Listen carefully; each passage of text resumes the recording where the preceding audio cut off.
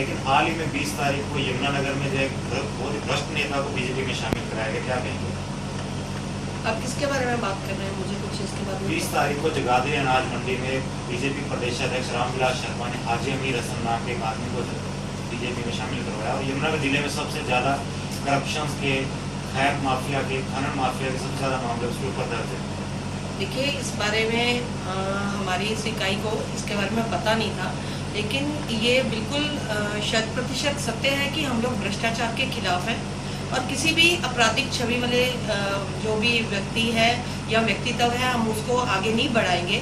तो इसके बारे में जो कुछ भी अभी हमें उनकी ज्वाइनिंग के बाद ही कुछ बातें पता चली, तो निश्चित रूप से ये जो बातें हैं और जो भी हमारी रिपोर्ट मिली है वो मैं हाईकमान के सामने रखूंगी और उनसे इस बारे में बात भी करूंगी। हम ये बिल्कुल साफ है और तय है कि जो भी भ्रष्टाचारी है, जो भी आपराधिक छवि वाला है, उसको हम भाजपा में आगे बढ़ाने वाले नहीं है।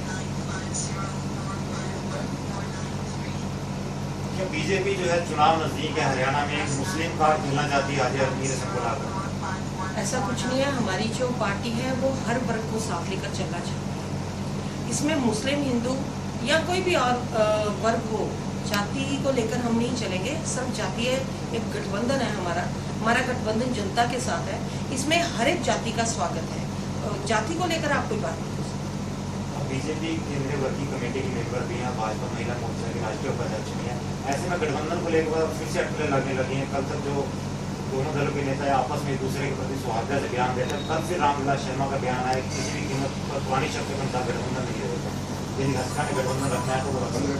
जी, गठबंधन ये बिल्कुल पहले भी हम कह चुके हैं कि गठबंधन जो हुआ था, जिन शर्तों के ऊपर हुआ था और जब लोकसभा के नतीजे आए उसके अनुसार और सभी प्रदेश के कार्यकर्ताओं का, नेताओं की जो राय जानी और राय वो सारी जो थी वो प्रदेश के हाईकमान को, शीर्ष नेताओं को, इसके बाद अपने सेंटर के केंद्रीय जो समिति है उसको भेज दी गई और ये तय है कि गठबंधन रखने के हम चाहते हैं कि गठबंधन रहे, गठबंधन का धर्म बनाना रखना चाहते हैं। लेकिन ये बिल्कुल भी मुनासिब नहीं है आजकल के दौर में कि गठबंधन जो है पुरानी शर्तों में रहे, क्योंकि ये राजनीति है।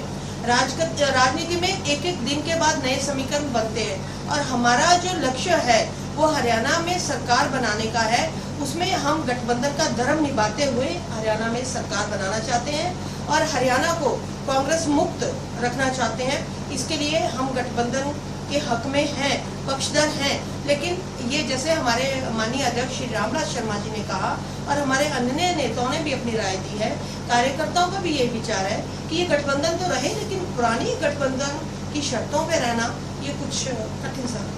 गठबंधन को लेकर काफी अटकलें चल रही है, दोनों तरफ से विरोधाभास बयानबाजी भी हो रही है, तो बीजेपी अपनी स्थिति स्पष्ट क्यों नहीं करती है? इसका को 20 सीटें देंगे हम। ऐसा है कि हमने जो रिपोर्टिंग बनाकर प्रदेश से देनी थी वो हाईकमान को दे चुके हैं। अब जो भी फैसला करना है वो केंद्रीय नेतृत्व ने करना है और जो केंद्रीय नेतृत्व करेगा वो हम उसको सहर्ष स्वीकार करेंगे, क्योंकि हम भारतीय जनता पार्टी के अनुशासित सिपाही हैं। हमारे पास तो एक केंद्रीय नेतृत्व जो भी आदेश देगा हम उसी के अनुसार। बीजेपी हाजी हुसैन को बीजेपी में शामिल करने के लिए कुछ बीजेपी नेता की नॉलेज में था कि वो माफिया है, फिर भी उसको ज्वाइनिंग करा दी। आज इसकी फोटो बीजेपी में देखने को मिल रही है, आपकी क्या प्रतिक्रिया है? नहीं, ऐसी कोई फूट बीजेपी में नहीं है। बीजेपी के जो शीर्ष नेता थे उनको नहीं मालूम था ये सब बातों का, और जब उनकी ज्वाइनिंग के बाद ये शोर मचा और कुछ बातें आई तो उसको हमने गंभीरता से लिया है और यही गंभीरता का जो गंभीर विषय है वो हमने अपनी स्टेट में भी रखा है और आगे निश्चित रूप से हमारे जो प्रदेश अध्यक्ष हैं वो हाईकमान के सामने भी रखेंगे। ऐसा बीजेपी में यमुनानगर में कोई फूट नहीं है, सभी एक के साथ सौहार्दपूर्ण माहौल है, सभी एक के साथ चलने वाले हैं। हमारा लक्ष्य यमुनानगर जिले से 4 सीटें जीतना, कमल का फूल खिलाना, यही हमारा लक्ष्य है। लेकिन आप अगर जो इसी तरह आरोपियों को और खनन माफिया को और ये शामिल करते रहे बीजेपी में, तो ये कैसे चलेगा? देखिए साहब, कैसे जीत का वो मान रहे हैं आप? देखिए, हमने ये कहा कि हमारी पार्टी में आपराधिक छवि वाले और भ्रष्टाचारियों के लिए कोई स्थान नहीं है। निश्चित रूप से हम इसके ऊपर गंभीरता पूर्ण विचार कर रहे हैं और जो भी फैसला होगा हमारा शीर्ष नेतृत्व अवश्य लेगा। अगर जो अमीर हसन जी हैं, उनके खिलाफ ऐसे जो भी आरोप पत्र कुछ हैं, हम वो कागजात दस्तावेज हमारे पास रिटर्न में भी जब आ जाएंगे तो हम निश्चित रूप से इसके ऊपर कार्रवाई करेंगे। तो क्या पार्टी उनको बाहर का रास्ता दिखा देगी? देखिए, अगर प्रूफ हमें मिलते हैं और वाकई जो आप बात कह रहे हैं वो जो आरोप हैं वो सच्चे हैं, लेकिन वो लिखित रूप में हमारे पास आते हैं और उनका पूर्ण सबूत भी मिलते हैं, तो पार्टी इसके बारे में बिल्कुल सोचेगी, क्यों नहीं, क्योंकि हमारी लड़ाई तो भ्रष्टाचार के खिलाफ है, तो हम अपराधियों को उनका हौसला कैसे बढ़ा सकते हैं। पूछो यार। आज कांग्रेस के नेता आरोप लगा रहे हैं कि जहां जहां प्रधानमंत्री नरेंद्र मोदी जा रहे हैं वो उन्हीं इलाकों में जा रहे हैं जहां विधानसभा चुनाव हो रहे हैं और सरकारी रैली के आड़ में एक बीजेपी की रैली की जा रही है वहाँ पर। बिल्कुल गलत है। आज जो हमारे प्रतिद्वंदी हैं वो कुछ ना कुछ उनको और कुछ मिलेगा।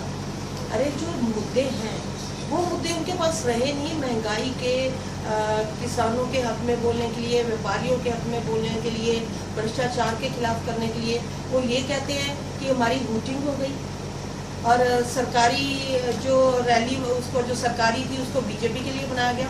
भाई जब और पीछे प्रधानमंत्री जब थे वो किसी अनन्य पार्टी के थे, जब वो आते थे उनके पास भी वही पद था, तो क्या उनके कार्यकर्ता नहीं जाते थे?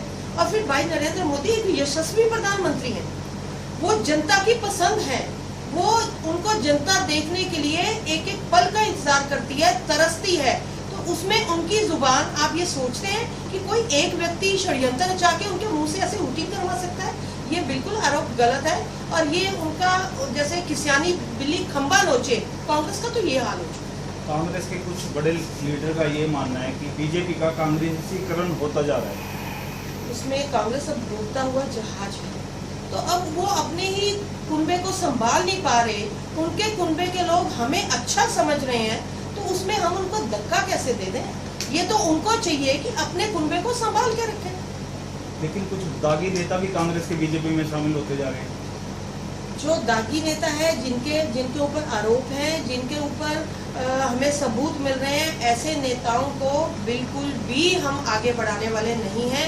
लेकिन भारतीय जनता पार्टी आम जन की पार्टी है, यहाँ पर हमारे घर के दरवाजे सभी के लिए खुले हैं, लेकिन किसी शर्त के ऊपर हम किसी को नहीं ले रहे और आपराधिक छवि का और भ्रष्टाचारी छवि का हम लोग हमेशा से विरोध करते रहे और करते रहे। उसका बीजेपी में कोई स्थान नहीं है, अपराधी छवि के लोगों का बिल्कुल कोई स्थान नहीं बीजेपी में नहीं। जी, उसको बाहर का रास्ता दिखा दिया जाएगा।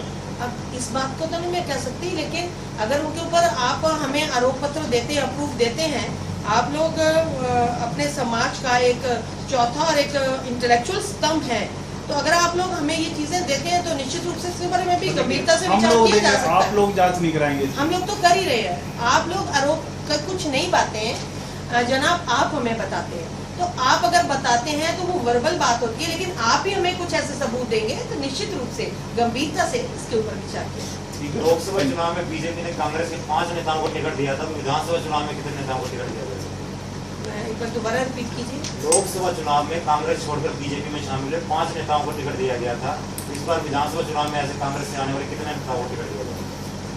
सर्वप्रथम प्राथमिकता जो हमारा कार्यकर्ता है बीजेपी का, जो वर्षों से लगा हुआ है, टिकट की प्राथमिकता उसी को रहेगी। जहाँ पर हमें हल्की सी भी कोई कमी महसूस होती है कि वहाँ पर विनेबिलिटी में कोई संशय रह जाता है, वहाँ पर उनके बारे में विचार किया जा सकता है, कोई पक्की बात नहीं है।